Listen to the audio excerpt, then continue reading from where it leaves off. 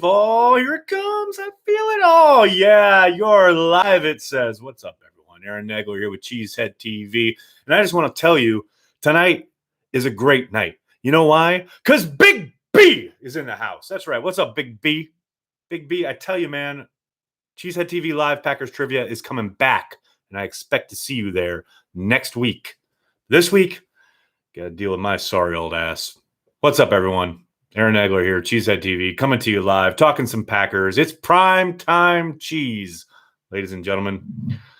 Thanks to everyone who joined me on the Cheesehead TV Patreon happy hour from 6 to 7. That was a ball. Had a great time. Talked some great Pack stuff. But now I'm here with my YouTube family. What's going on, everybody? Just wanted to come here, talk some Packers, see what's going on, see what's on the minds of Packers fans worldwide. Tons of people in the comment section already. Hello to everybody. And Joey, already with the question of the day. Who do you think will be Chicago's tight end number 9? A lot of ball game left, Joey. I mean, they got to weed through a lot of things there. I mean, that 10-man depth chart will certainly have to sort itself out. There's no question about it. Big B, what's up? Matt Pearson, I hear you, buddy. Context back in the house. Context was on the Patreon chat. He's here on the YouTube chat. You can't keep him out. You can't contain him. He's busting loose. What's up? Good night, Vietnam Fernando. Good evening, Packer Nation. How's that? That's my best Robin Williams. Is trivia coming back? Yes, it is. Trivia will be back next week. I don't know if it'll be Monday or Tuesday, but it'll be earlier in the week, and then we'll be back hopefully pretty much every night going forward during the week for the offseason for a while. Nags, is there a chance no football happens until a vaccine? Way to bring it down, man. I mean, yeah, there's a chance. I'd be lying if I said there wasn't. I think it's a very small one. I believe the Packers and or the NFL, more importantly, is going to bulldoze and find a way to hold games. Now, I fully expect there to be no fans in the stands early on in the season. I'd love to be proven wrong about that, but wow, that would be a major jump in a lot of different areas for that to occur. But I just think the money involved, the way things are headed, the way the NFL has conducted itself, and look, I don't think the NFL has done anything wrong, but they certainly seem to be, going headlong into the idea of, hey, we may not have an off season as far as players and or personnel inside the buildings, but we are sure as hell are planning on kicking off in September. Again, a lot of ball game left till we get there. What that looks like, I don't know. I think there's still even a decent chance that they lop off the first kind of couple games, 2-3 games of the season, and maybe rearrange that schedule a little bit. But there's a long way to go. But is there a chance that they put everything on hold for a vaccine? A very, very small one. But yes, there's a chance. Let's see. Finally get to update the scoreboard again. I feel you. You missed trivia. Krista, it's coming back. Trivia is coming back. I love my trivia folks. Can't thank you guys enough for sticking around and waiting for it. I talked to Perry today. She's very excited to be back. So we'll be back with the trivia goodness next week. It's going to be great. What's up, Nags? I've seen Kenny Clark's workout videos online. I hope Kiki and Adams are working as hard.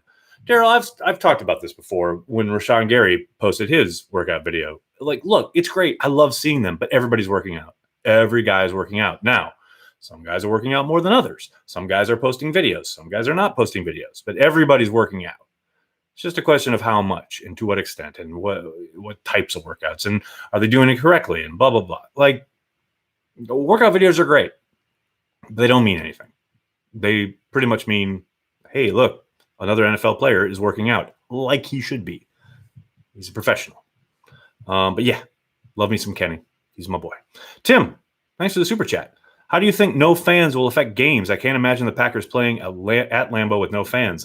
We were talking about it a bit on the Patreon chat.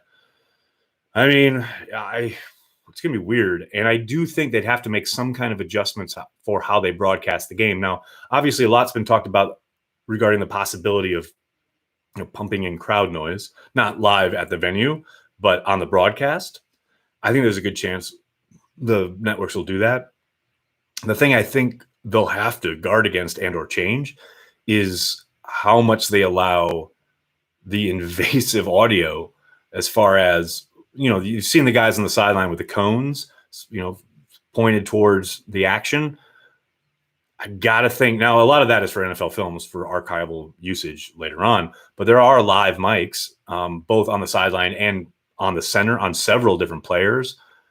I think they got to get rid of most of that in an environment where there's no crowd noise live. I would think that would cut right through, and you're going to hear a lot of extraneous stuff that you don't want on network television. Now, maybe there's a way they do it where they just open up the mic for the snap count, kind of like they do now, but then they shut everything off once the ball is snapped. It'd just be weird to hear nothing, which is why I think they'll have crowd noise. But I do think that's something they'll have to negotiate with the networks. But yeah, it'll definitely be an odd vibe. There's no question about it. Do I see Devin Funchess having a James Jones-like role? Well, Andrew, that's an apt comparison, I think. A bigger guy working on the perimeter.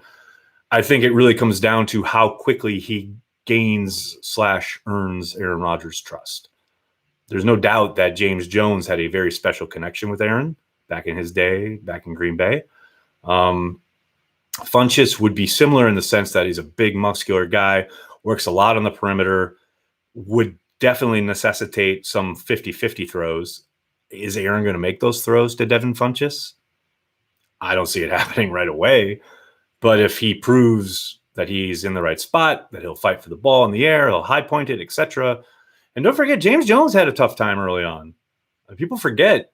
I mean, because there was that year, I think it was the year after this, but there was that year where he led the league in touchdown receptions. The year prior, he was getting his ass chewed almost weekly by Robinson, the wide receivers coach. Whether it was incomplete routes, whether it was drops, whether it was bad blocking on run plays. I mean, he had a rough season, more than a couple of rough seasons early on. So I do think it's all about how quickly does Funchess acclimate to the Green Bay vibe, i.e. earning Aaron Rodgers' trust. Tim, thanks again for the super chat. Jamal Moore had a workout video so good I thought he was going to the Pro Bowl. He was cut about a month later. That pretty much says what needs to be said regarding workout videos. Very much agreed. Sorry, I got a text there. Let me go my question. And I would not pick this up if it was not important. Sorry, guys. All right, there we go. James Jones had a ton of drops, including the Super Bowl. Yeah, Joel, you're right. So did Jordy Nelson. True story. What did you think of the comments about Starr's number being treated like Jackie Robinson's? I didn't see that, Travis. I'm not sure who made those comments. Were they in regards to the NFL, like wanting to retire the number across the league? Because I don't think that would ever happen. But I believe and or agree that it shares the similar reverence as far as its importance in historical league lore. But I don't think you can compare what Bart Starr did in any sense with what Jackie Robinson did. That's just my take. And I love Starr. You guys know I love Bart Starr. Are chances of bringing back Tremont getting slimmer? Yes. Yeah. I mean, is it still possible that they make that call and sign him up? Sure. I tend to think the further we get down the road here in the offseason, the more it's about they might call him as an emergency fill-in if there's an injury. But it's hard to see how there's going to be an injury if there's no on-field work. Now, maybe somebody hurts themselves working out at home. Lord knows we've seen that happen. But, absent an injury somewhere in the depth chart for the secondary, yeah, I think those odds are getting longer. Have you read Gunslinger? Picked it up during quarantine, and it's amazing. Tim, I have. I have a copy sent to me by the author, actually. I know a lot of headlines were generated after its release regarding Rodgers' first meeting with Brett Favre, how he called him grandpa, etc. And Aaron swears blind that none of that is true. And there are people who were in the room when it supposedly happened that say it's not true. So you look at that and you have to take it with a grain of salt. But I will say Jeff is a fantastic writer. I loved Boys Will Be Boys, his book on the Cowboys. I loved Sweetness, his book on Walter Payton. I had not issues, but I had problems getting into Gunslinger just because I knew most of it. He didn't. What I really looked forward to was a lot of the behind the scenes stuff, like the Rodgers story, the Rodgers meeting Favre story. But then that was kind of the one instance in that narrative where this is, something that I hadn't heard, blah, blah, blah. But then to have so many people come out afterwards and say it wasn't true kind of puts a damper on your enthusiasm for it. Now, that said, a lot of the same stuff happened when Sweetness was released. There was a lot of pushback, especially from Walter Payton's family, about the stuff that was in that book. What was funny is like when Boys Will Be Boys came out, there was a little pushback, but for the most part, people were like, yeah, it was that crazy. So I think Jeff endeavored to really try and capture a lot of what went on with Brett in Green Bay, etc. But I was really hoping he'd get down and dirty with a lot of the stuff behind the scenes, and he didn't. And I'm privy to one or two stories from his time in Green Bay and or Wisconsin that I thought was going to be in there, but definitely were not. So yeah, I think it's a really engaging read. I think it's a really good narrative of Brett, his kind of rise as a quarterback in the NFL and in Green Bay in particular. But it's not quite as engaging as I'd hoped it would have been. Am I the only person thrilled that we're playing the Vikings early since they're going to be such a young team? I think there's a big reason to get excited. Outside of the fact that the Vikings and they suck and you want to whoop their ass right away, they have 15 new players, the biggest draft class since the draft went to 7 rounds. And they're going to be counting on a lot of these guys to contribute early after not having an off season where they can actually do things on the field.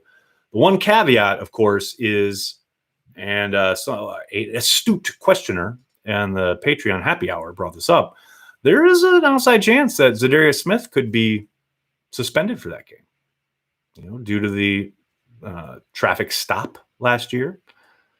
Now, I'm not saying it's going to happen, but the NFL wheels of justice turn slowly and weirdly. And it would not surprise me to see some announcements say right before July 4th weekend that the NFL has handed down a 2-game suspension for Zadarius Smith, which would mean, of course, that he wouldn't make that game in Minnesota. So then hopefully that would be the coming out party for one young Rashawn Gary. Oh. I think the name Vince should be retired from the league. From now on, everybody named Vince must change their name if they want any part in the NFL.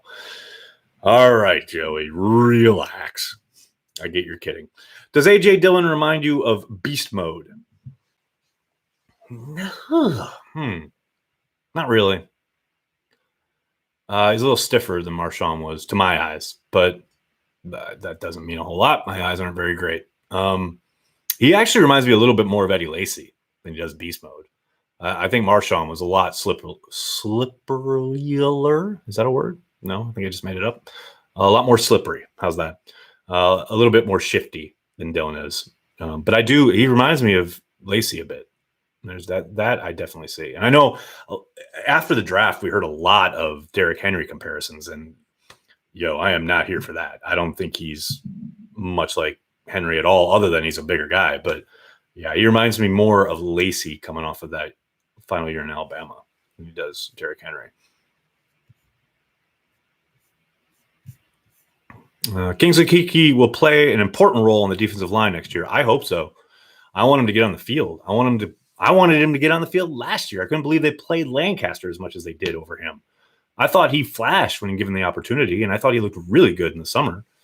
So, yeah, I'm with you. I hope he plays an important role. I hope he's on the field a lot more. I think they're going to need him. Have the Packers identified a replacement for Tramon Williams? Brandy, they haven't done so publicly, which, of course, they won't.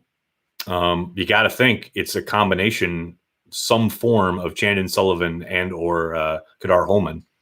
And that's just in sub packages, like specific to the slot. There might be a chance that they kick Jair inside and then have Kadar and or Chandon play outside, although I don't think it would be Chandon. It would probably be Kadar, and have Kevin King on the other side. Now, maybe they like one of those guys inside. Maybe they like one of the safeties. And Chandon's done some of both. But yeah, they're not going to say anything publicly about what their plans are there until they unveil it, so to speak. Joel, thanks for the super chat. What percentage of players in the NFL do steroids? 4.37%. Yeah, I have no idea. How would I know? You got to think there are a few, right?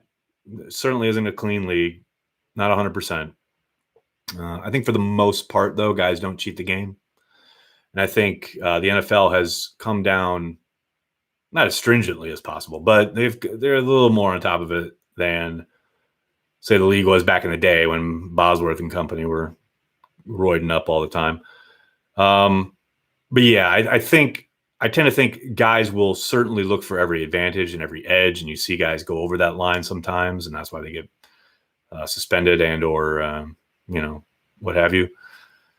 I do think I am interested to find out maybe long term what effect that Al Jazeera documentary had on the place where Peyton Manning's wife was getting her deliveries from, and where supposedly Julius Peppers and Clay Matthews were ordering from, etc., and how that story just kind of died a death after a little while. Although it was interesting that Mike Neal could never get back into the league after that story broke. But for the most part, like I said, I don't think guys want to cheat the game. I think they want to get every advantage they can. But I don't think most guys. Now, of course, there are guys cutting corners and or cheating. I do not doubt that for a second. But I think the majority of guys don't play that game. Aaron, have you given up all hope on Josh Jackson? There never was much hope. Only a fool's hope. No, I just use any excuse to use that Lord of the Rings quote. I haven't given up all hope, but it is certainly waning. You guys know, I've talked about it a lot. I've always kind of been hesitant on Jackson because I didn't really see a lot of press man ability. And, I really want him to succeed. Obviously, he's a premium pick for the Green Bay Packers, and they've gotten next to nothing out of him. But man, couldn't get on the field last year in favor of guys like Chandon Sullivan. I have a lot more faith in what I saw from Kadar Holman than I saw from Josh Jackson last summer. That's just me. Now we'll see. Maybe he comes out there. I can't imagine him playing the slot, so maybe they put him on the perimeter. We'll see. Do you see the franchise being used by the? Do you see the franchise tag being used by the Packers in the future? Traditionally, they've shied away from it, and I think for good reason. When you put the franchise tag on a guy, you lock him into a top 5 salary, the average of the top 5 salaries, and that is almost always a pretty significant chunk of change. Especially now with where they're at with the salary cap, I'd be very, very surprised to see them go that route. Now, that doesn't completely take it off the table. It's always a tool that they might be able to use. But for the most part, they've shied away from it, and I think rightly so. That's not to say it's 100% ironclad. They shouldn't use it. But I think for the most part, it puts you in a bad spot, both with your present salary cap and with your relationship with the player long term. We've seen that play out in a couple different spots. We've seen guys have the, tag rescinded and go on and sign a free agency deal elsewhere. I just don't think that's a route the Packers ever want to go. Why doesn't mainstream sports media talk about Aaron Rodgers calling Jordan Love to welcome him to the team? They seem to overlook that as if it never happened. Well, Zach, who's going to click on that headline, Raj? Come on. People talked about it that first day. I think, overnight when the pick first happened, from Thursday to Friday, it certainly was mentioned on several different platforms. But, you get to the end of the draft and it's all about two things. Well, the Packers had a terrible draft, and when are they going to trade Aaron Rodgers? Could it be this year? Here are his landing spots, blah, blah, blah, blah, blah. No one's talking about the fact that Aaron reached out to Jordan Love that night, which he did. But if it bleeds, it leads, man. And Aaron Rodgers reaching out to Jordan Love doesn't bleed. You know what bleeds? The Packers have to trade Aaron Rodgers. The Packers disrespect Aaron Rodgers. That's what bleeds. So that's what leads. Are you surprised Nick Perry never got anything more than a team or two kicking the tires last year? Adam, a bit. But considering how damn ineffective he was in Green Bay at the end, I wasn't shocked. But yeah, a bit surprised. I would have thought there was a 3-4 team that could use him in some capacity. Who knows what his contract demands were? Maybe he was talking to teams and asking for way more than they were comfortable handing out to a guy who, let's face it, he's not coming in to help you on special teams. So you've got to be signing him to be a starter. And who wants a non-productive pass rusher as their starter? I don't know. He's got to be a depth guy. And if you're going to be a depth guy, you got to contribute on special teams. Frank, thanks for the super chat. The moves made to inside linebackers seem more lateral than an improvement. With that, do you foresee the trend of Pettin running even more nickel and dime? I think we got to give Kirksey a chance, man. I think he is I won't say a big upgrade. He's the potential to be an upgrade from Martinez, though. I think looking at his tape prior to his 2 recent injuries, which is obviously always going to be the caveat until he's back on the field and playing. But if you look at where he was headed, I think he's a much better inside backer in the sense of not a certain physicality or his ability in any shape or form physically, but as a guy who's able to diagnose, as a guy who's like, okay, here comes a counter and I don't take false steps and I know where that ball is going. Or, okay, I see this tackle getting up on Za'Darius and I know Za'Darius is cutting inside, so I can bounce outside and I'm going to read this sweep and I'm going to stop it in its tracks. I think Kirksey is a better player in that regard, or at least has the potential to be if he's back to 100% healthy. Now, that's a huge if, obviously, and that's why the Packers got him somewhat cheaply. But yeah, I mean, do I think Pettin's going to play more nickel and dime? I mean, it's hard for him to play even more. He plays so much of it already. I think the only difference I see is maybe a smattering, a bit more 3-man line and or safety in the box, a bit more, but not a ton. We'll see. Uncultured, thanks for the super chat. Hiya, Nags. Hope you had a good weekend. I'm tired of the clickbait articles, but there's a lot of clickbait left. Sadly, you are correct, sir. Derek, thanks for the super chat. Bigger impact this year, Kiki or Hester? Thanks, nice. Yeah, Hester's a sneaky signing, man. I think they got a good player there. And I don't think that people are like going to ever consider him as, this is major off-season addition or acquisition, but he could be the Jared Valdir of the offseason, a guy who you don't think a lot about when it happens, but then he comes in and gives you really quality minutes when it counts. And I'm not sitting here saying he snacks, but he could give them a little something extra along the line. And that's why I'm saying I think they could play a little bit more 3-man line between hopefully Kiki's development and Hester coming in. That's a combo that could at least give them a little help up front, which is they certainly need. But yeah, I think between Kiki and Hester, that's kind of the recipe they're going to try and cook with, especially early on. Hester, dude, the guy's not getting on the field. He's absolutely getting on the field.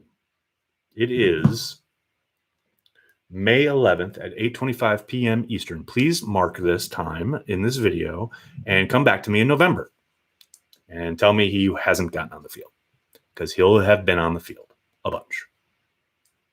Are we winning ugly again this year, or will Aaron Rodgers make it pretty with pure rage? Bit of both. I think there'll be a bit more prettiness due to the rage, but for the most part, I don't see them being a effortless machine on offense anytime soon. I do think we'll see a progression on offense. I think we'll see a bit more of the LaFleur playbook that gets thrown around a lot, which is really the Shanahan system, etc. I do think we'll see a bit more 2 tight end, trying to get guys matched up, splitting out Sternberger in the slot, etc. But I don't think it's going to be pretty. I don't think they're going to blow people out. I do think the formula will be similar, though. I think they're going to try and be effective, obviously, throughout the entirety of the offense. And then on defense, maybe a bit better against the run. I don't want to ask a lot, just a little bit better. That's still trying to be locked down in the red zone and opportunistic when it presents itself. And the recipe will pretty much, I think, stay the same. And that's why I say I don't, they could be a better team and have a worse record in 2020. I don't think there's any doubt there. I think you talk about the NFC North. If they handle business, and they don't even need to go 6-0, but if they just, basically win most of their divisional games, take care of business elsewhere, the North should still be theirs. No question about it. Dustin, thanks for the super chat. We'll end it here. Is Hester BJ Raji in disguise? By God, man, you've cracked the code. Thanks a lot, everybody. I'm going to have to jump. Can't thank you guys enough for hanging out here. Primetime Cheese, talking some Packers. Please hit like, hit subscribe, tell your friends, tell your family. Cheesehead TV. We're devoted to Green Bay Packers fans worldwide. Have a great night, everybody. Go Pack Go.